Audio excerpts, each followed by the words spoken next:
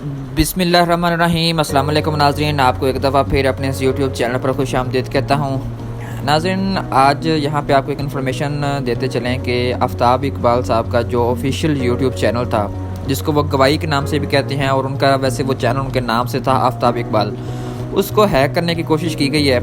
इमरान रियाज़ ख़ान के चैनल को भी हैक करने की कोशिश की गई थी। अगर आप लोगों को पता हो तो 3.5 मिलियन के करीब उनके फॉलोवर थे इमरान रियाज़ के, और उसको हैक करके और उसकी आईडी वगैरह और उसकी प्रोफाइल पिक्चर वगैरह चेंज कर ली गई थी।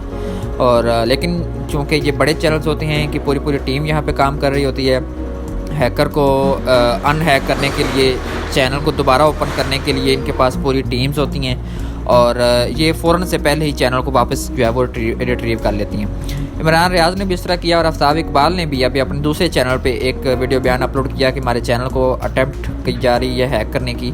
और वहाँ पे कितनी वीडियोस थी, लेकिन अभी सिर्फ अगर आप जाके देखें तो 26-27 वीडियोस जो हैं वो उस चैनल पे अपलोडेड हैं। बाकी सारी वीडियोस को डिलीट कर दिया गया है, यानी पिछले 12 दिन का डाटा अपलोडेड है और बाकी सारे जो वीडियोज़ हैं उनको डिलीट कर दिया गया है। अब यहाँ पे सवाल ये पैदा होता है कि ये चैनल हैक कौन करता है।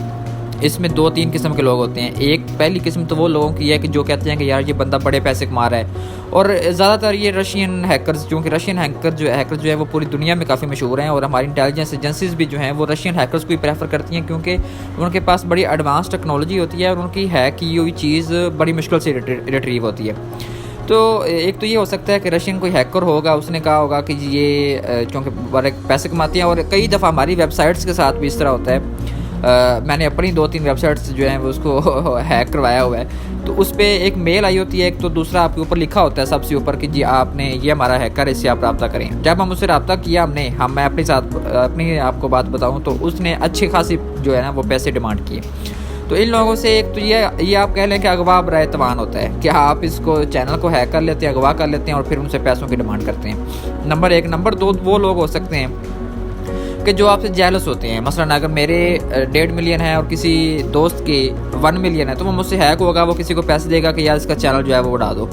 लेकिन चूँकि पाकिस्तानी इंडियन हैकर्स जो हैं उनके चैनल जल्दी रिट्रीव हो जाते हैं, उनके हैक किए हुए चैनल, तो इसलिए जो है वो चैनल को एक दिन अगर हैक हो तो उसी दिन या उससे अगले दिन रिट्रीव कर लिया जाता है।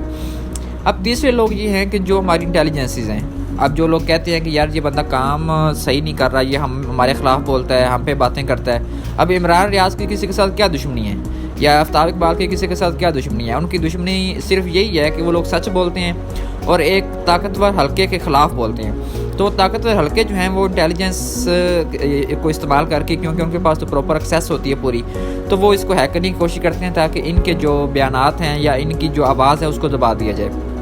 आफ्ताब इकबाल ने अपने 2-3 चैनल बनाए हुए हैं, उनको फ़ायदा, अब वो दूसरे चैनल पे तो कम ही काम करते थे, ज़्यादा अपने मेन चैनल पे करते थे, और अब उनको फ़ायदा ये हो गया कि अगर उनका हैक हुआ भी है तो उसको भी वो रिट्रीव करने की कोशिश कर रहे हैं। लेकिन उसके साथ साथ वो अपने बयानात, अपना जो सारा मवाद है वो अपने दूसरे चैनल पर अपलोड करते रहेंगे।